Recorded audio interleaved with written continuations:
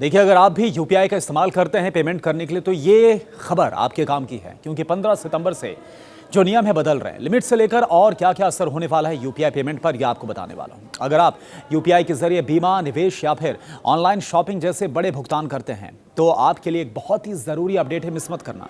15 सितंबर 2025 से UPI transaction limit में एक बहुत बड़ा बदलाव हो रहा है। यह फैसला एनपीसीआई यानी कि national payments corporation of India की तरफ से लिया गया, ताकि ज्यादा पेमेंट के डिजिटल लेन देन को और ज्यादा बेहतर और ज्यादा आसान और सुरक्षित बनाया जा सके।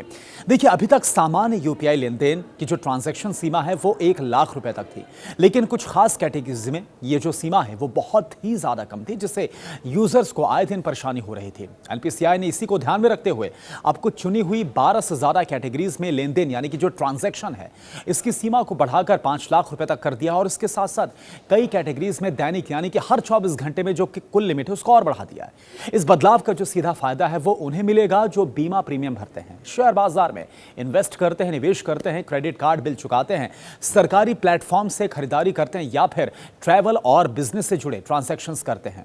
अब इन सभी में यूपीआई से बड़े अमाउंट की पेमेंट संभव हो पाएगी। चलिए फटाफट अब देख लेते हैं कि आखिर अलग अलग कैटेगरीज में जो मौजूदा लिमिट है वो क्या है, और 15 सितंबर से जो लिमिट है इसमें कितना इजाफा यानी कि कितनी लिमिट बढ़ने वाली है। नंबर 1, अगर कैपिटल मार्केट निवेश की बात करें, पहले जो ट्रांजैक्शन लिमिट है वो 5 लाख रुपए थे, लेकिन अब ये 15 तारीख से बढ़कर कितनी हो जाएगी, 10 लाख रुपए हो जाएगी। नंबर 2, अगर बीमा प्रीमियम की बात की जाए तो बीमा प्रीमियम में पहले जो लिमिट थी अभी मौजूदा 5 लाख, लेकिन अब ये बढ़कर 10 लाख हो जाएगी। सरकारी ई मार्केट प्लेस यानी कि जीईएम की बात करें, 5 लाख से बढ़कर ये 10 लाख। यात्रा ट्रैवल बुकिंग में अभी तक 5 लाख तक की लिमिट थी, लेकिन अब ये 10 लाख हो जाएगी। क्रेडिट कार्ड भुगतान की बात करें, अभी तक आप सिर्फ 5 लाख तक का भुगतान कर सकते थे, लेकिन अब ये बढ़कर 6 लाख हो जाएगा। कलेक्शन 5 लाख से बढ़कर 10 लाख। ज्वेलरी खरीदारी अभी तक सिर्फ यूपीआई के जरिए 5 लाख तक का पेमेंट कर सकते थे, लेकिन अब इसको बढ़ाकर 6 लाख कर दिया जाएगा।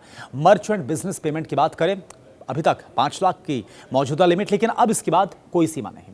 डिजिटल अकाउंट ओपनिंग की बात करें, पहले भी 5 लाख, लेकिन अब भी इसको 5 लाख रखा गया है। डिजिटल अकाउंट की अगर हम बात करें तो प्रारंभिक फंडिंग पहले 2 लाख और अब भी इसको 2 लाख ही रखने का फैसला किया गया, लेकिन जिस तरह से कई कैटेगरीज में बदलाव किया गया इसका जो सीधा फायदा है वो आपको यानी कि यूपीआई का इस्तेमाल आप करते आए दिन आपको ये होने वाला है। सेव कर लीजिए, शेयर करिए।